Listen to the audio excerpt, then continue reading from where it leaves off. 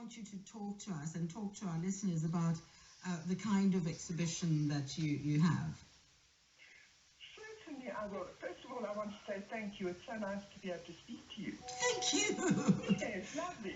No, listen, I was so attracted to your work, and I thought it would be important because I think there's an important message out there. Oh, well, thank you very much for that. I feel it is an important message, actually. Mm-hmm. I have been dealing with guns for a while, and in this show, what I've done is I've taken guns, an R1, which I don't know if you know what an R1 knife is like, but it's a huge gun. It is big, yes. And an R5, also pretty big, and a revolver. And what I've done is I've actually made them out of a soft white fabric. Mm-hmm. And I've sewn them, which is kind of the opposite, the absolute contradiction of everything anybody considers a gun to be, you know. Soft and cuddly. Absolutely. And, you know, they're this creamy colour, and I have sewn them together. I literally took bits of this fabric and just bit by bit sewed them together. And although I did have a gun that I was copying from, I had a gun in front of me, the actual object, and I looked at and I recreated it in another form. Now, I mean, we know that sewing is really considered to be a women's activity. It's not at all masculine. Yeah. Not meaning to be sexist. No, I hear you. I know things have changed a bit, but, you know, in my mind, that was how I was thinking. It's very feminine. They're very soft, almost like a soft toy or a teddy bear. And yet the weight of the history of what has happened with these things and what they have done, the violence and the hurt they have caused, creates a heaviness. And that's why I don't know what pictures you're looking at, but I've actually sewn them into a sort of a soft white cushion where they appear to be very heavy as well. The weight of their history that seems to pull them down. And yet, at the same time, they're quite roughly sewn. I put lots of little stitches there that, for me, speak of healing. There are wounds and tears, and I think there has, you know, it's got to do with healing of it. It's got to do with peace. It's got to do with doing away with violence. I mean, it actually is, it's carrying a very strong message of peace. Well, you know, that's what's in my heart. Well, it comes through because you can't just ignore it. You have to have a conversation about it. It challenges, you know, laws about guns as well, because you wouldn't need to have this message if we did not have guns. You're so right, aren't you? Yeah, so you know, much as it talks about peace, I think it makes us question why we need guns and what we do with them, and how responsible we can be with guns when we do have them. And I don't know if, you know, how responsible anyone can be with a gun, because I think it just changes your whole attitude towards life. But I think it begs that question. One needs to have a conversation and dialogue about it. So where you exhibiting now, and where is the exhibition? Oh, the exhibition is in Knysna. In Knysna. The fine art, yes, with Trent Reed. Okay. Because I was wondering where you're having the exhibition. Are people sitting and talking about it? Are we having these conversations that are so important? You know, to be honest with you, I don't know. Are we? You know what I've been doing as well? Before I started making these gowns out of fabric, I actually took real guns that had been deactivated and pulled them apart and sewed the pieces, not sewed. I attached the pieces to perspex with wire, so that the entire thing was pulled apart, totally exposed, so that everybody can see every bit and actually can touch it if they want to. Again, speaking of the pulling apart of violence. Deconstructing it. Absolutely. And making it null and void in an attempt, you know. I don't know, it's something that's very strongly on my heart. Well, it's evident. It is evident. So what do you do with those guns when they've been pulled apart and those pieces? What happens? Well, they have to be deactivated by a gunsmith, you know, to be legal, and also so that people can't actually just pull the pieces off the artwork and put them together and use them. They cannot be used at all. And literally, I just play around the pieces and play around with the pieces and create a work with them. But that is traditionally, or for the last 10 years or so, you know, the method that I have been working in. I've been taking things apart, mechanical objects apart, and sort of reassembling them in order to carry a different message, in order to say something different with them from where they've come. Very interesting. I'd love to live in your head, just to... You know, should I tell you something which I find quite interesting? You can say, you say you'd love to live in my head. But the weirdest thing is, I don't plan it. I don't plan it conceptually, I mean, in my head before.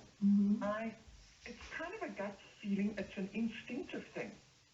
I get the feeling I want to work with this or I want to work with that, and I can feel it sometimes for a couple of days, a couple of months, sometimes for years, and eventually I'll get hold of the object, like a gun or a motorbike or whatever, and start to work with it. And it's only often while I'm working with the object or afterwards that it sort of starts to surface where this is coming from. In other words, what I'm trying to say is I work very instinctively. You must know yourself very well. You must be comfortable within your space, and you must be very conscious and present to be able to even get those messages come through you without the planning, you know. So you respond to things in a very immediate way, I think. I think you're right. I think I probably do that. But you know, when you do these things, you're not really, I don't think, oh, I'm conscious or aware, or, you know what I mean? It's just, it's like an instinctive thing that happens. So talk to us, Paula, where does this exhibition go from Knivesnut? Because I always love us to have the experience, you know, around the country, because living online, for instance, a lot of people say, oh, but my work is available online so you can go and see it. But, you know, to see it physically and touching it and... Oh, I agree with you completely. Absolutely. From here, if the work is still, you know, in their possession, I think they will probably move it to Frontier, where the Knivesnut Fine Art has a gallery as well, which is called Grand Provence. And I also show with Everard Reed in Rosebank. Okay. You know, so they actually have a lot of my work quite often. In fact, the very first one I made out of fabric was shown on the art fair, the Joburg Art Fair in September, with Everard Reed. And I think from here, I really would like to make some more guns, do a whole series of these kind of weapons, because I think it is very meaningful. You know what was so interesting to me? When I first started doing this, the people that responded were not the women, it was the men that had experience with these things, that had been in the army, that had had to face this kind of thing, you know, dealing with guns and violence and what have you. It just brought it back so strongly to them. They have responded very strongly. And what's their response, though? You say it's strong, but what do they say things? Do they... Yes, people get... They do. People respond very excitedly, actually. You know, I've had men say to me, oh my goodness, it just brings back so many memories, but it just softens them, and it just kind of takes the sting out of it, because, you know, for instance, they remember having carried a gun like that around 24/7 when they were in the army. You know, that kind of thing. And I think it just turns the whole violence thing associated with guns on its head. Do they often want to take them home, your pieces? I think people do want to. Well, maybe you should make miniature ones that we can all take home and keep, you know. You know, that's such a beautiful idea. In fact, I love the idea of playing with scale, making giant ones or very little ones. Yes, yes. Well, I've thought of very little ones. Well, little ones, and I'll take 10% for the idea. That's fine, okay? Oh, that's great. Listen, I really do love your work, and I hope we get to see it, and hope we talk to you some more when. I hope so as well. Whereabouts are you? Are you in Cape Town? Ah, okay. Yeah, in Cape It's Town. wonderful if you could get to see them. Well, I really would love to. We'll chase them, and wherever they are, maybe we'll go to Franschhoek and find them there, wherever they go.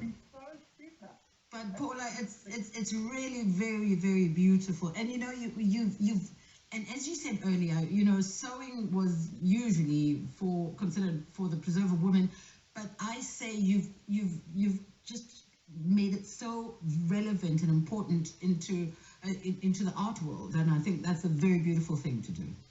Oh, I love what you've just said there. Thank you. You know what I love about art, and this kind of art, is that each person, like you looked at that and you saw something in it that you totally responded to and related to. As to these other people that I spoke of, the men.